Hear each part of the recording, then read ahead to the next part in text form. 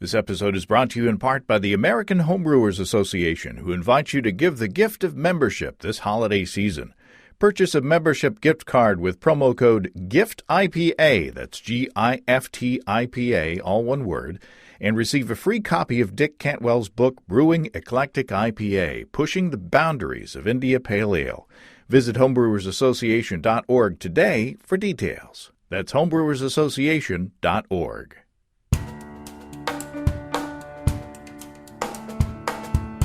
Welcome to Basic Brewing Radio for Thursday, November 21st, 2019. I'm James Spencer. Here at Basic Brewing Radio, we're all about home brewing. This week, Steve and I taste Hop Sampler number 14, Lemon Drop, Bravo, and Columbus. And we accidentally test the effects oxidation has on a beer post-fermentation in the fermenter. If you go to basicbrewing.com, you can find archives of our audio and video shows. And if you go to basicbrewingshop.com, you can find our DVDs, our brewer's logbooks, and other Basic Brewing gear. You can follow me on Twitter and Instagram at Basic Brewing and find our show page on Facebook as well. We have a cool Basic Brewing app on iTunes and Amazon.com, and we're found all over the place where fine podcasts are served up. If you want to support us financially, check out patreon.com/basicbrewing, and thanks to everybody who's helping out in that way. If you go to patreon.com/basicbrewing, you can see a long list of stuff that you can access if you sign up as a supporter. Financial supporters have already seen the episode I'm going to release to the public on Friday. That's the one with my big Belgian dark strong ale with a special food-related surprise for Steve. Coming up next in the video lineup is a show on the cider I made from unfiltered apple juice, and then I spiked half of it with cinnamon whiskey. That's a very simple and tasty one. Hey, don't forget to send in your Brewing Disaster Show entries for this year's Disaster Show. Steve and I are planning to get together on December 9th to record that show, so get them in before then. So you got a little time, but don't delay, because if you're like me, you'll forget or you'll wait till the last minute, and, that's no good. And we're off next week for Thanksgiving, so I'll only have one more show to remind you. So get your Disaster Show stories in. I've asked Casey at Imperial and Desiree at High Gravity to contribute something fun for the goodie boxes that we send out to contributors in the show. We don't send out big prizes, but it's always fun to get something fun. It's fun. In the past, we've been able to send out stuff to everybody who participates, but no promises this year. We'll just have to see how many entries that we get. Just make your stories extra good, so that you'll get something. And length doesn't always make for a good story. So, think pithy. Remember, we usually have like 20 some odd stories to read. So that's a lot. So short and sweet and funny and disastrous with a good ending. I don't know. Another thing that you're short on time for is the seasonal release from our friends at Imperial Organic Yeast. It's A40 Bubbles. There are a couple of reasons to be excited about Bubbles. First, it makes a very tasty cider or fruit wine. I can tell you from my experience with my cider that it works. It gets out of the way of the fruit flavor and it seems to heighten it, in my opinion. It's also gluten-free. It's Imperial's first step into the gluten-free arena. A40 Bubbles is a beautiful strain for fruit juice fermentations. The clean profile of the yeast, especially used at the lower end of the temperature range, which is handy for this time of year in the northern hemisphere here. Bubbles allows the nuances of the fruit to be prominent in the finished beverage. A40 Bubbles is a seasonal, available through the end of the month, so get with your local homebrew shop soon. We love Imperial. They've got the highest cell count of any liquid yeast producer, 200 billion cells in those handy, easy-to-open packages. My stir plate is dusty because I hardly use it anymore. Imperial has top-notch customer support with an industry-leading QC program. Check out A40 Bubbles and all of the awesome offerings from our friends at Imperial Organic Yeast. Let's go into the mailbag for a letter about an episode that we ran a few weeks back where I talked to Aaron Mayer of Pine Bluffs Distilling up in Wyoming. Chris in Concord, California writes, great episode with Aaron from Pine Bluffs Distilling. A few quick questions that were not very clear to me. After they mash the grain, when they transfer to the fermenter, does all the grain go into the fermenter? If so, how do they do that transfer? Are there any differences in disposing of the grain compared to beer brewing? Glad you liked the show, Chris. I sent Chris's note to Aaron, who replied, our mash is a full volume mash, so it's thinner than a typical mash. We don't lauter, so we transfer all the mash to the fermenter. We mill our grain more fine than you do for beer brewing. It's almost a powder. This increases efficiency and makes our job easier. We do use a different pump built for this called a positive displacement pump. Most brewers use a centrifugal pump. Aaron says we give the mash to farmers in town and they feed it to cows. It's a little harder to get them to take it because it's so thin, so we just bought a liquid solid separator to help. Well, there you go. I appreciate Aaron's answer. Distilling, it's a similar but different world. It's that extra level. It'll be fun to see where distilling goes in the next few years. We've got a new distillery opening in Northwest Arkansas that would be fun to check out, too. Fun news from our friends and sponsors, Desiree and Dave from High Gravity in Tulsa. They're having a sale on money. Well, a sale on gift certificates, which is basically money, on highgravitybrew.com. For a limited time, you can get a High Gravity gift certificate for 10% off.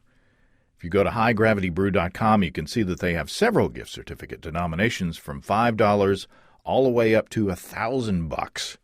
So if you've been wanting to get into electric brewing with a Warthog system, let's say, if you don't want to wait for somebody else to give you a gift certificate, you can buy one for yourself and save 10%. Now, the discount will be applied at checkout.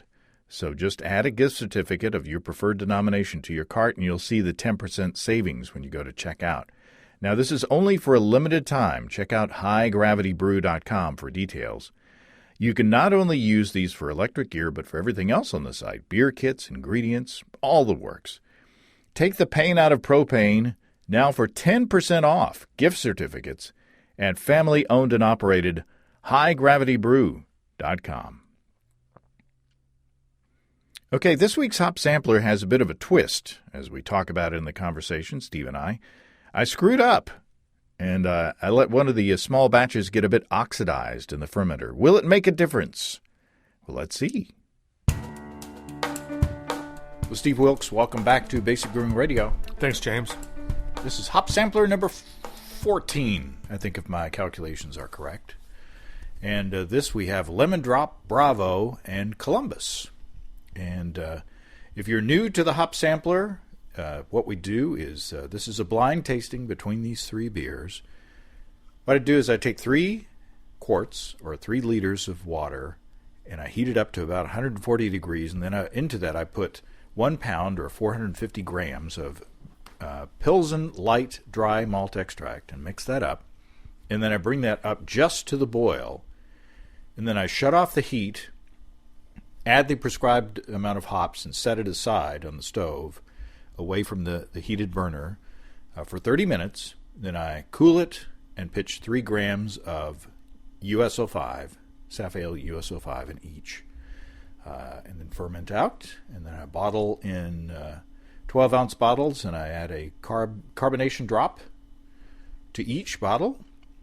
And then when it comes time to taste, we put masking tape over each of these, the tops of each of these, and write numbers on them randomly, and we taste them randomly, and then we read descriptors of the hops randomly, and then we try to figure out what's what. Does that about cover it?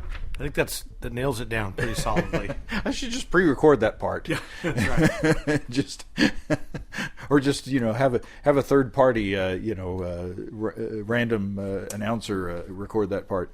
The rules for today's competition are So Lemon Drop, Bravo, and Columbus. I'm kind of surprised we haven't done Lemon Drop already. Me too.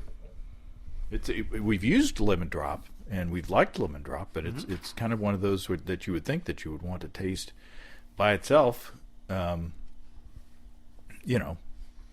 quickly. But I guess there's so many darned hops. Oh, I know. And yeah, there's a lot of hops. Does it make it kind of, you as a homebrew shop owner of stevesbrewshop.com, do people come in and do they have kind of, what do they call it when you walk into Best Buy and you see the whole wall of TV sets? There's a paralysis that happens when you have too much choice. Actually, yeah, there is some of that, and so you kind of have to have all the lemon drops and glaciers and galaxies. Galaxy's popular, but actually, what happens is everybody sees all the great selection, and then they buy Columbus, or I should say Cascade, and and Hallertauer and Fuggles, EKG. Yeah. So there's a reason why noble hops and I'll just say cliched hops. There's a reason why hops are what they are, and you use them. So there are a lot of great hops out there, but there's a reason why we use the same ones over and over again, because they just work. Yeah. So you get familiar with them, and you use what you're familiar with. Yeah, for sure. So we got 3 beers in front of us, and I have to tell you that there was a variance in the experiment this time, because I had the beers on the floor in the guest bedroom and or guest bathroom, and I was moving things around, and I broke one of the airlocks off the top of the first time I've ever done that. Broke one of the airlocks off the top, and I said, I'll just put a piece of foil over it, it'll be okay. So I put a piece of foil, I thought tightly over the stobs sticking out of the top of the fermenter, and a couple days later when I went to bottle, one of the jugs, the one with the broken off airlock, looked maybe half a shade darker than the others. So I was like, "Oh no, did I oxidize one of the beers?" And so, does one of these beers look a little darker than the other two? Well, when you mentioned that earlier, I said yes, that the number 3 looked a little darker. But I don't really know. It's so close, and I was looking at it with a brown bottle directly behind it. So I'm not really sure if it is. It's so close. I'm going to still say, yeah, I think number 3 is a little bit darker. I can't tell any that it doesn't taste oxidized, though. So no. I don't think there's much difference. No, so I have to say that I do know it does look half a shade darker. Not sure that that's the one. But I do know which. You know which hop. I know which hop okay. Was the darker one. So I may or may not have an advantage with this one. So I might just let you guess and then I'll guess afterwards, just to make things fair, so I'm not influencing you. So what we do is we taste the first of the beers, and then we read a descriptor, and we taste the second of the beers, and so on. So number 1.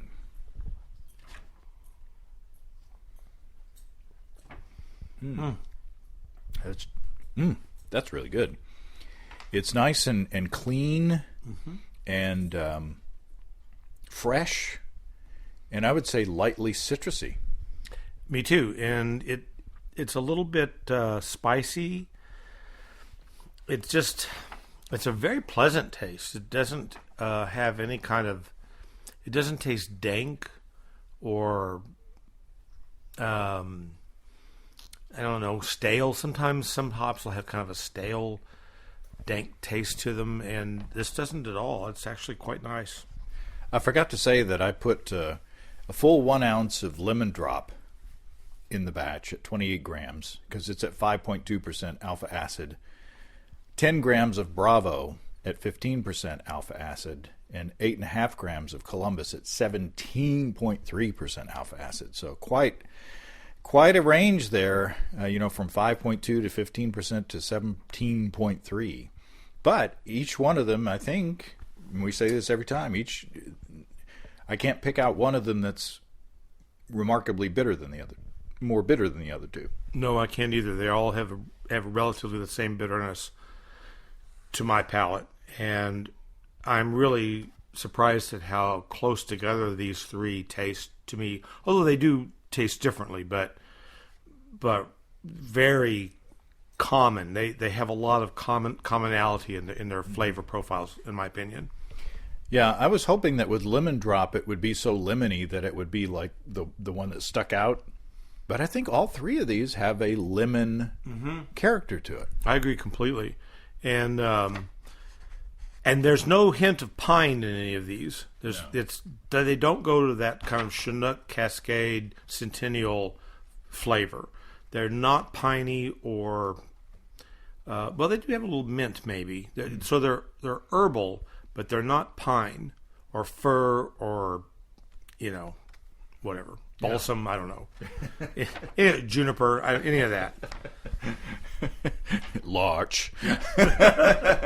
The larch. Da-da-da-da.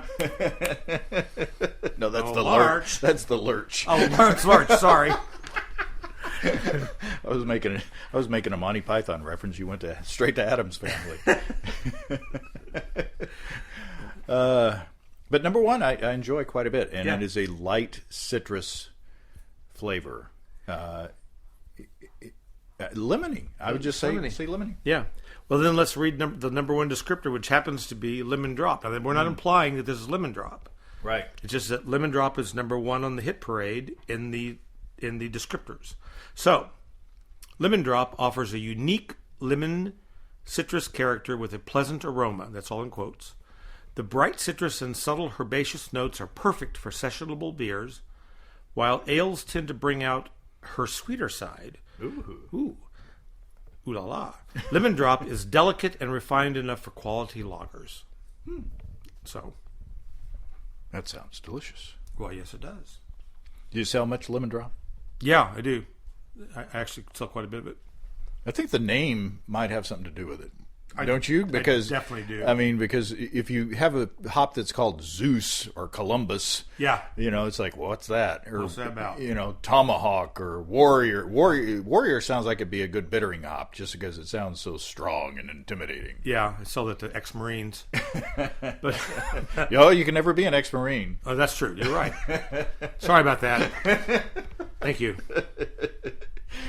It's like never call a sailor a soldier either. So exactly, I should have known that. You as an army man should know all this stuff.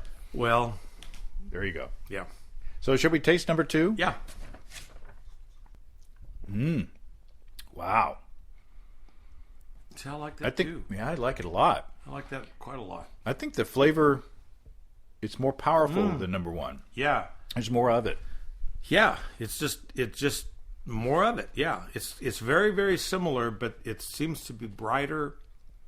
It seems to be just a more intense version of number one. It may be a little more orangey. Yeah. Than number one to me.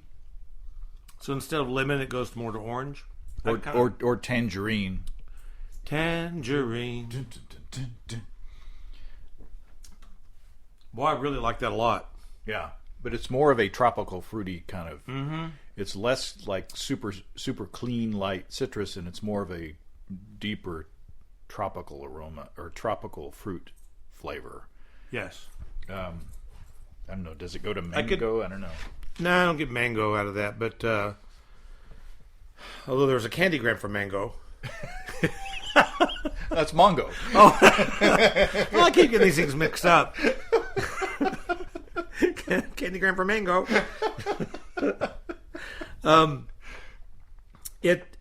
This would really work well in a Belgian wit, I think. Mm-hmm. It'd be a great hop for any of those kind of Belgian pales. Yeah, be terrific in it. It just has a really nice flavor. I like that quite a bit. I'm not sure which one it is, but I'm going to definitely brew with it. Yeah, it's like I say, it's the number one is kind of lemony. Number two is more tangerine, or it's not pure. It's not pure orange, and it's not pure lemon. There's something in between. One of those citrus fruits that's kind of in between. It's not real tart, so it's not a grapefruit. No, what I like about both of these so far, because we haven't got to number three yet, but so far, both of the hops, both of the beers, have just been very pleasant flavors. They're they're not challenging. You don't have to try to like them. Yeah, They actually taste really good. yeah. And the bitterness level, I like the bitterness level. It's not too sharp. And I think the way that it was put into the hop stand, essentially, there's probably not a whole lot of alpha acids or isomerized IBUs in there. Mm-hmm. So, okay, right. Random hop number 2. This is Bravo. So, Bravo's high alpha content is largely attributable to its parent variety, Zeus. Mm. Its bittering quality is considered smooth and, in addition, features light floral aromas and subtle flavors of orange and stone fruit, making it highly desirable for use in many different ale styles. Stone fruit. That's more of kind of like a peach. Mm-hmm. What other stone fruits are there? Plum? Is a plum a stone fruit? Yeah, sure. Apricot? Is it apricot or apricot? I'm asking you. It depends. Which side of the Mason-Dixon line are you from? I know how to pronounce pecan properly, but I'm an apricot guy. Apricot? Okay. Yeah. And we just got done eating a piece of pecan pie for the video podcast. I made my first Cairo nut pie, which is just too darn easy. Just really, really good. It's too darn easy to make. I'm kind of scared that I know how easy it is to make a fresh pecan pie now. Stone fruit. And what was the major descriptor for number 1? Light citrus? Light citrus, subtle herbaceous notes, perfect for sessionable beers, delicate and refined enough for quality lagers. And that was lemon drop. Mm-hmm. And so Bravo was the stone fruit. Stone fruit, smooth, light floral aromas, subtle flavors of orange and stone fruit. Boy, number 2 is really good. I really like number 2 a lot. It's got kind of a candy character to it, Mm-hmm. Yeah, it's a little bit sweet even. Yeah. Or it brings out the sweetness in the malt, maybe would be a better way to say it. Right. It's well-balanced beer as far as bitterness to sweetness. But there is a sweet character that comes off of that, and that reminds me of a candy. Super good. And different from number 1. Yeah. Number 1 is going more toward the lemon pledge kind of in a tasteful way, Mm-hmm. like when you smell lemon pledge from a distance. Scott Janish, today I did an interview with him for the audio podcast, and one of the descriptors he threw out there was a fruit stripe gum. That's a good one to use sometimes. I don't know if we'll taste that today, but maybe I planted that in your head. Okay. Wow, we're number 3 already. Number 3. We're getting too good. We got to stretch for time. We got to. People get irritated when the podcast is too short. Okay, how about those Cubs? Oh, that's very different from the first 2. It is. It's the most different. Maybe my least favorite. I agree. There's kind of a. You said minty earlier. There's a mint. Mm-hmm. A very it's spearmint. Yeah. Yes, there's a mint, and now this one does have a little bit of a astringent. A little bit like chewing on a mint leaf. Yeah. So you get the mintiness, and then you get this kind of bitterness at the end. If you've ever chewed on a mint leaf, you know exactly what I'm talking about. Mm-hmm. And that's what this comes across like. That's wild. Yeah. It doesn't taste bad, really, but compared to number 1 and especially number 2, that one's very different. Yeah. Wow. If you're making a julep or a or what do you call it? A mojito. Mojito. This is the mojito of beers. Yeah, it kind of is. That's really surprising. I do get some lemon out of it, though. But I really get more of a mint character. And this is the one that is a little darker than the other 2. Mm-hmm. Yeah, this is the one that, I agree. So, 3 is a little darker. if it is, and it could be that I'm wrong, but I do know which one got the extra O2 at the end there. So yeah, very. It doesn't taste spoiled. It doesn't taste bad. Mm-mm. That's very interesting. The other two are very bright and very easy on the palate. This one's a little bit more challenging, but definitely splitting hairs here. It's more resinous. Yeah, it than is. The other two. It actually goes more to if you could envision drinking a beer with like Chinook, but no pine. It's more resinous, or Centennial, but no pine. It's like that. Yeah. Huh. It's radically different. The other two are kind of cousins, the citrus cousins. This one is it's way different. It's minty. There's a spearmint character happening. Which we tasted these when they were really cold, and these are in plastic cups, so they warmed up pretty quickly. When they were really cold, we couldn't tell much of a difference. I couldn't tell any difference at all, frankly. I mean, I was like, "Are you?"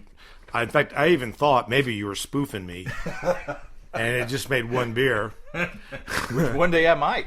Yeah, because I was like, I don't think these are the same beer. It'd be easy to do. I'd just take 3 of the same batch, because I make 6. Each 1 gallon batch makes 6 beers, so I could easily do that. But Okay, I think it's my least favorite. I think number 2 is my favorite. Maybe it's too early to say that. We haven't read the third descriptor. Okay, let's go to Columbus. All right. That's right. Daring do. The answer is peat moss. What do you call moss that grows on the north side of peat?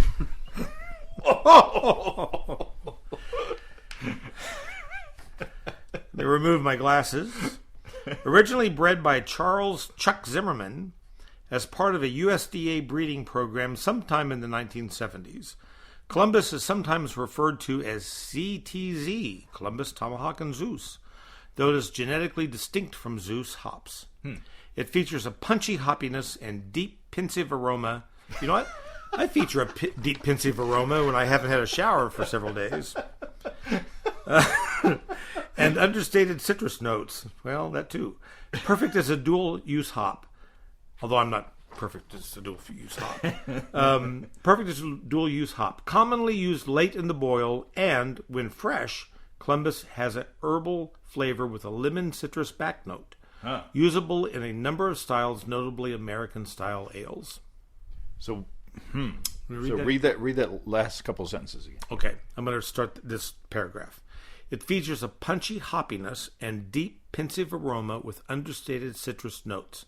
Perfect as a dual-use hop. Commonly used late in the boil, and when fresh, Columbus has a herbal flavor with a lemon citrus back note. Usable in a number of styles, notably American-style ales.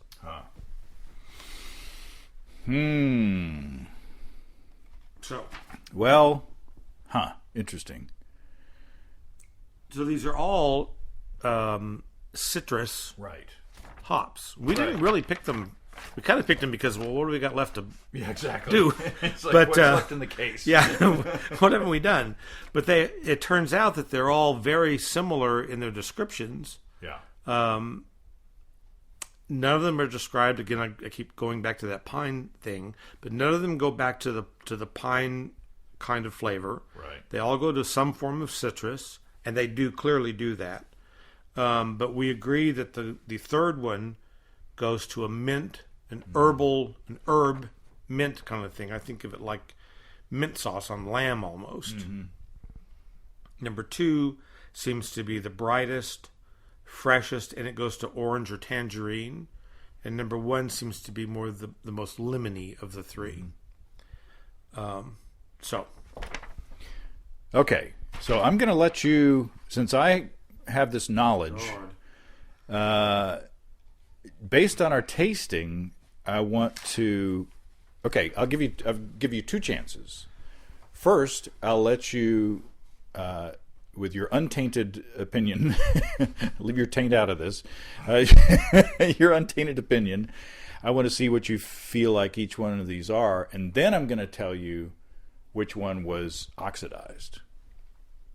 And we're assuming that number 3 was the one that was oxidized, but we don't know. We don't know for sure. So I'm going to. This is unorthodox. This is different from anything that we've done before. So what would you say, not knowing which one was oxidized? I'm going to go with number 3 as being the one that's oxidized. Yeah, but which one would it be? I'm going to say it's lemon drop. And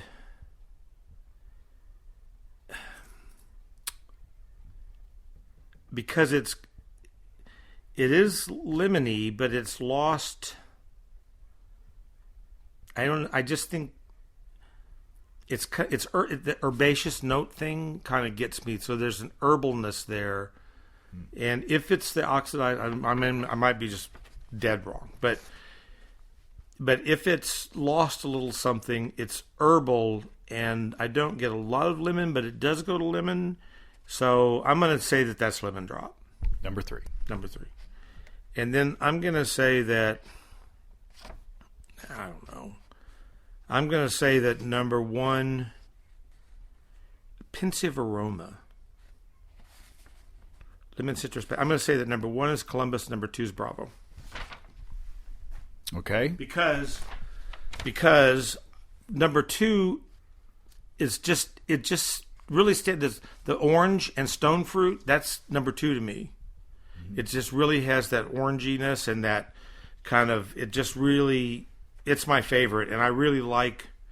Considered smooth, and this is the smoothest one. So I'm just kind of basing it on comparing to what's been said here, and then. Number 1, if I'm calling that Columbus, it's just it does have kind of a lemon. It does go to citrus.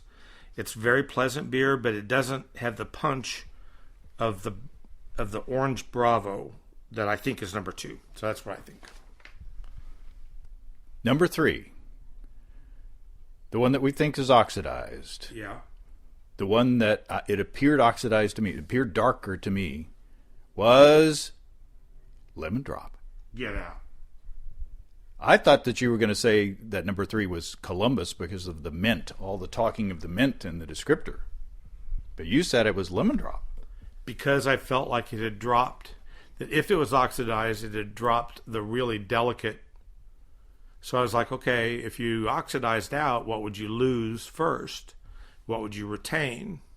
And knowing what I know, which is now what you know, I would pick what you did.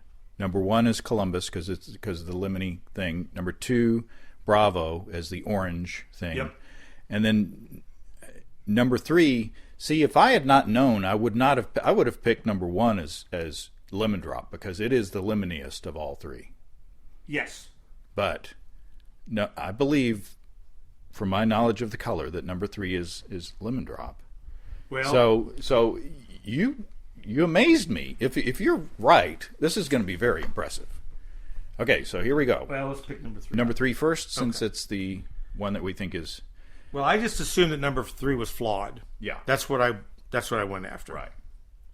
And then from there, I felt like, okay, this is. Oh my God! Lemon drop. It's the lemon drop. Lemon drop, very pretty. And number 1, which we think is Columbus. Oh, the sticky this time. It's Columbus. We did it. Yay! Unveil. Let it age properly in the pasture. Bravo. That's awesome. Steve, I'm amazed. Awesome. That your reasoning on that. I've thought for sure that you were going to say number 1 was lemon drop because it's the most lemony. Well, but your logic is impeccable. Well, this time. It wasn't last time. No, we flunked last time. But I figured, well, I've already told you what I figured. Yeah. Cool. Dang, victory lap. That was amazing. I thought for sure I was going to say, all right, he's going to pick Columbus is number one, and then I'm going to tell him that Lemon Drop was the oxidized one, and then we're going to figure out which of the two. But you did no worries. You got it. You pegged it right away. Huh? Peggy Sue. I do like number 2 the best. I do too, and I'm really disappointed that the Lemon Drop got oxidized. So what we ought to do though is include Lemon Drop in a future. To be able to revisit Lemon Drop. Give it a do-over. Mm-hmm. I agree. Yep. And at some point, we may get to the point where we're doing best ofs. Oh, I just had that same idea. Yeah. We should go back and revisit and go, okay, we really like this one, and even worst ofs, because the truth of the matter is worst ofs aren't bad. Right. They're just in comparison at the moment. So yeah. So what's going on at stevesbrewshop.com? You got some seasonal recipes or seasonal kits that you're working on? Oh, Lord. We're always doing something. We're carrying... I'm carrying Golden Promise now for base grain, which I'm kind of excited about. And so that's in stock. And I'm really excited about that. And Crisp Maris Otter from the Crisp Malting House. And I've got Veterans Day is coming up. So look for my Hump the Pig barley wine. If you Is that the name of the pig? No, that's the name of the beer. So the pig is an M60 machine gun. Oh. If you ever had to hump the pig, you know exactly what I'm talking about. I thought you were just talking about, unnamed counties to the east of here. No, the pig weighs 20 pounds. You got to hump the pig; it weighs 20 pounds. So there's 20 pounds of grain in the barley wine. Oh my God! And then the round for that is 7.62 millimeter NATO round. So there's 7.62 ounces of hops, featuring Warrior, Green Bullet, and Liberty hops, and Independence yeast. So that'll be fun for for Veterans Day. Yeah, you got to bet. hump the pig barley wine. That is a high concept beer. Well, yeah, indeed. So look for that on the brew blog there, and I'm going to do a kit on it, but they'll post the recipe. I'm going to brew it this weekend. It'll be fun. And then I'm going to do for December, the December kit actually that we'll have on sale is going to be my Noir or my Noel Noir. It's a black double, a black double. I say double. I don't say double. You're not fancy. I'm not fancy, but it's a black Belgian Trappist ale that is going to be flavored. So it's not truly true to style, but it's true to style up to the point that we flavor it with some tangerine and ancho chili. Oh. So that's going to be really a nice beer for Christmas time or into the winter, and so look for that.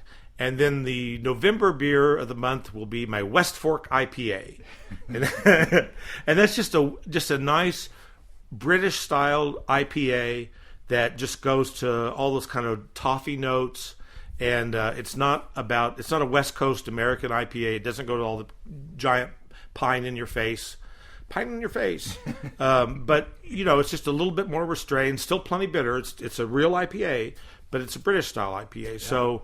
But a really nice beer for this time of year. So check that out, and it'll be hitting the website any day. I had that, and it was good. Yeah, good, thanks.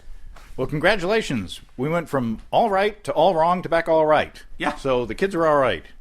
And we'll give Lemon Drop another chance at a later date. Absolutely. Thank you, Steve. Thank you, James. Well, thanks again to Steve of stevesbrewshop.com. We'll be taking next week off for Thanksgiving. If you're in the U.S. and celebrating Thanksgiving, I hope you have a great time with your family and or friends.